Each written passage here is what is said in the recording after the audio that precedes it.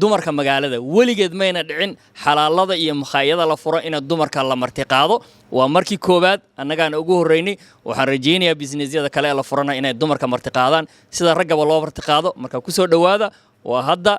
iyo xalaalka cusba aan furnay xasan cabdullaahi weeyaan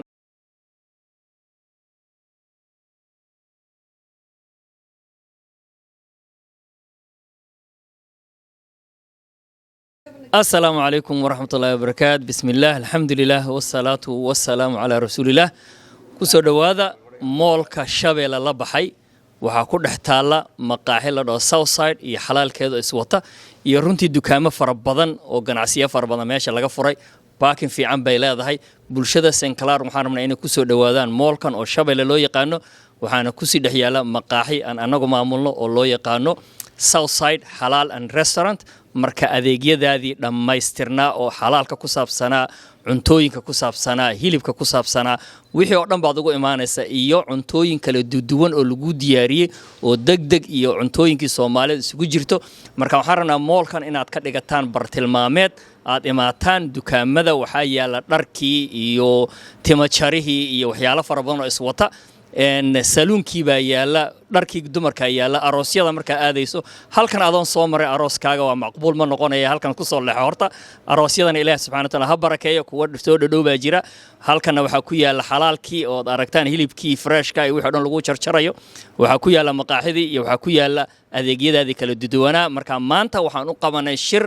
iyo cunto kooban dumarka magaalada weligeed mayna dhicin xalaalada iyo makhaayada la furo in dumarka la martiqaado waa markii koobaad annagaana ugu horeynay waxaan rajaynayaa businessyada kale la furana inay dumarka martiqaadaan sida raggaba loo martiqaado marka ku soo dhawaada waa hadda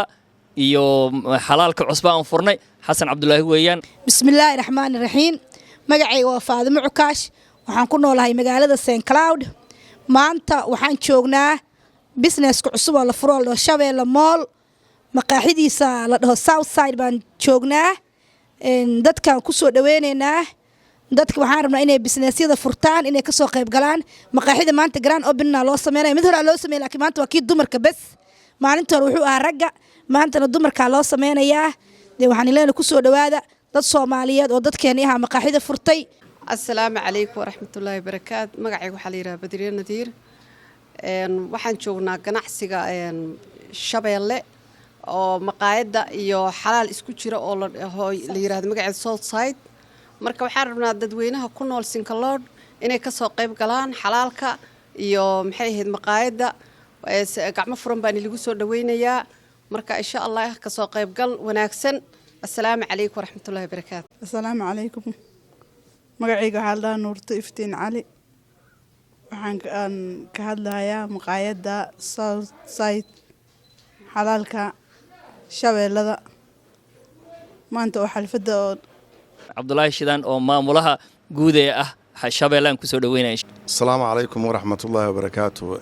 wixii hadalaa waxaan dhameeyay maamulaha maqaaxida iyo xalaalka Xasan Cabdullaahi ana wax badan kuma darahayo waxaan rabaa inaan idin sheego meeshani tahay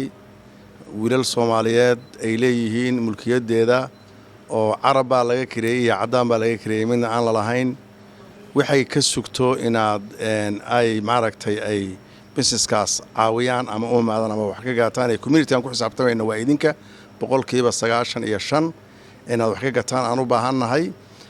meeshu hadda waxa weeyaan waxay leedahay timajarihii waxay leedahay saaluunkii waxay leedahay dharkii wax kasta oo maaragtay